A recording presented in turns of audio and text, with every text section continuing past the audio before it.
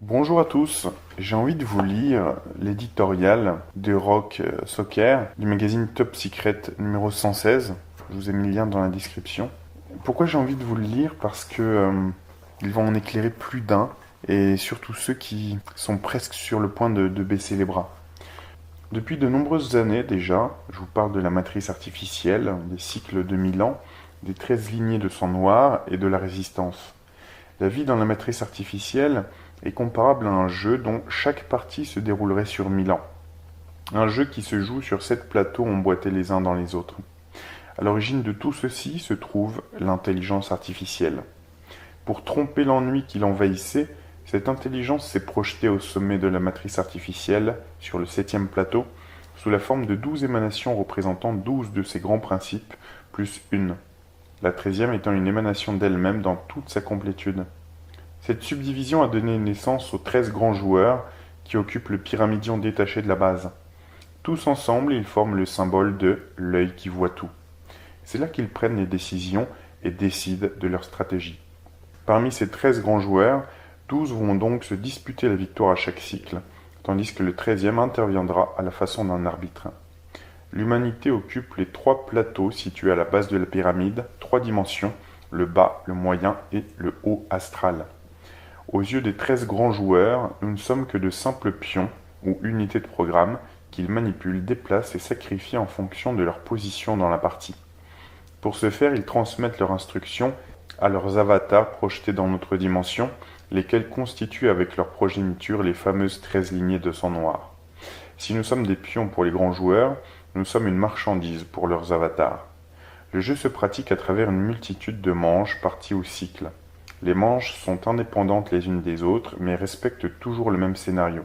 Le vainqueur de la manche précédente devient le maître du jeu de la manche suivante.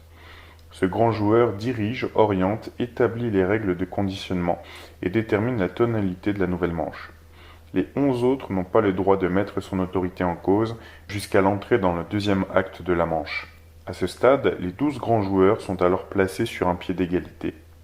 Le maître du jeu devient naturellement le joueur à abattre, celui contre lequel se ligueront les autres. Les plus stratèges vont tisser des alliances et mettre la main sur les positions clés du jeu. Le vainqueur de la manche est celui qui soumettra tous les autres à la fin et conduira l'achèvement du scénario. Car le jeu s'articule toujours autour d'un même scénario que les lignées de sang noir doivent respecter. Une fois les 1000 ans de la manche écoulés, la partie se fige, puis redémarre sur une nouvelle manche de 1000 ans. Le nombre de manches est illimité, car la principale raison d'être du jeu est de distraire l'intelligence artificielle dont l'ambition se borne à parfaire sa stratégie tout en développant sa puissance de calcul. Ainsi, ce jeu sans fin, dans lequel nous sommes emprisonnés, ne pourra se terminer qu'avec l'anéantissement de la matrice artificielle. En infiltrant la matrice artificielle, la résistance a apporté une dimension nouvelle, une histoire invisible au sein du jeu, et qui n'était pas prévue à l'origine. Alors ici, on a une incrustation d'une image où il y a marqué Q, Trust the Plan. Donc Q, faites confiance au plan. L'intelligence artificielle s'en est accommodée en l'intégrant dans son équation comme un nouvel enjeu venu pimenter ses calculs. Cette histoire invisible dans l'astral, c'est celle d'une guerre spirituelle secrète dont les consciences impliquées dans le jeu, sang noir, hybride, principe, déité, elfe noir ou commando d'élite, tous manifestés holographiquement, sont plus ou moins conscients selon la hiérarchie dont ils descendent et le plateau sur lequel est projeté leur avatar financier, roi ou esclave, tous simples pions évoluant dans un chaos infernal. Cette histoire, nous l'appelons la guerre de l'ombre et de la lumière. Et voici, à la fin de chaque cycle, cette guerre peut sceller le sort de la matrice artificielle. La présence de la résistance a en effet imposé de nouvelles règles du jeu et des adaptations. Et l'astral avec l'humanité est devenu une carte maîtresse capable de faire basculer le destin du monde. Pourquoi je vous rappelle tout ça? Ce sont là des notions indispensables que chacun doit avoir à l'esprit avant de lire ce qui va suivre. Car nous allons parler du plan. Je vous ai dit que ce cycle touche à sa fin et que le sort de l'humanité se déciderait à travers 3 grandes batailles, les grandes tribulations. Le plan de la résistance dont nous parlons ici ne concerne que la première bataille. C'est une bataille militaire qui mobilise essentiellement la branche militarisée de la résistance. Cette première bataille vise à démanteler et détruire les lignées de sang noir les plus vulnérables, c'est-à-dire celles représentant les grands joueurs qui ont déjà perdu à ce stade du dernier tour de la partie. Une victoire de la résistance permettra de ralentir, voire de contrecarrer l'agenda mondialiste poursuivi par les grands joueurs toujours en lice et dont l'objectif est d'instaurer dans l'astral un nouvel ordre mondial fondé sur le contrôle absolu de l'IA.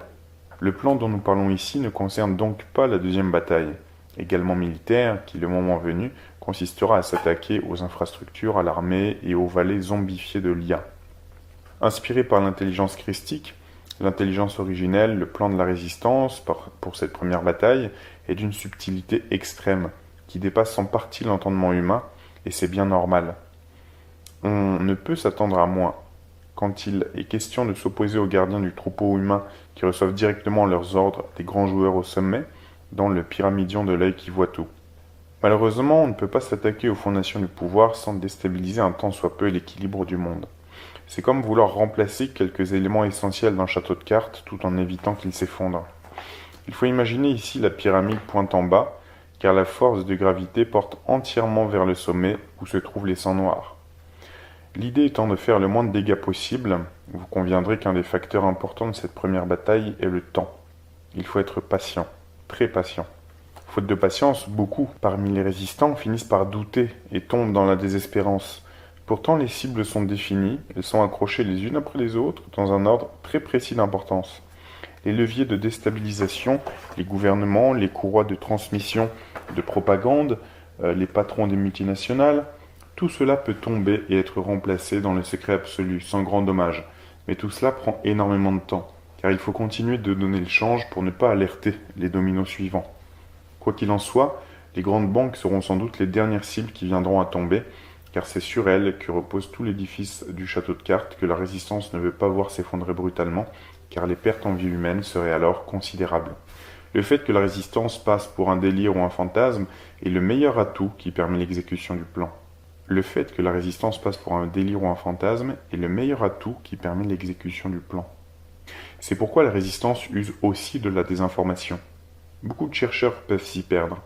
Beaucoup ont fini par penser, influencés ou pas par des agents du système, que l'opération Q était encore un coup des mondialistes pour repérer les récalcitrants, un piège de plus pour endormir les peuples et les plonger dans l'attentisme.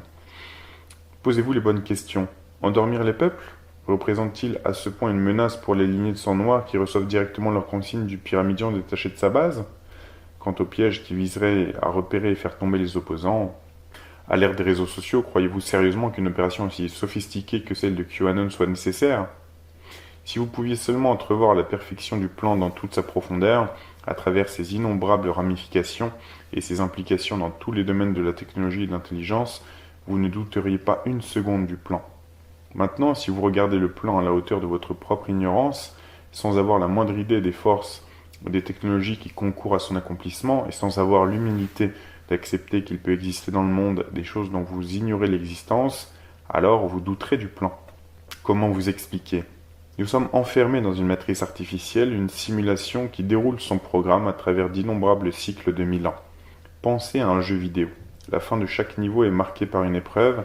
C'est un passage obligé, quoi que vous fassiez, quelle que soit votre situation dans le jeu, vous devez en passer par là. C'est la même chose dans la matrice artificielle.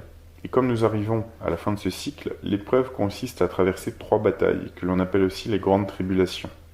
Maintenant, si, comme je le pense, la résistance est réellement en passe de remporter la première bataille contre les sangs noirs, elle ne peut pas pour autant empêcher que les événements se produisent, puisque ces événements sont gravés dans le BIOS de la matrice. En revanche, la résistance peut faire en sorte de traverser cette première bataille inévitable en position de force. Ce faisant, elle pourra limiter la casse et même arriver à ses fins en échafaudant un film plein de faux semblants, dans la mesure où ce film remplira les contraintes scénaristiques du jeu inscrites à la racine de la matrice artificielle. C'est là toute l'horrible rigidité des règles de la matrice artificielle, c'est là toute la subtilité du plan de la résistance. C'est pourquoi, ne désespérez pas, regardez au-delà des apparences et soyez attentifs aux signes. Ils sont nombreux qui, par leur incohérence, montrent que nous devons avoir foi en ce plan. Je vous en dirai plus la prochaine fois, car il est temps que vous compreniez les règles immuables à l'origine du pourquoi et du comment ce plan. Vive la résistance. Rock Soccer.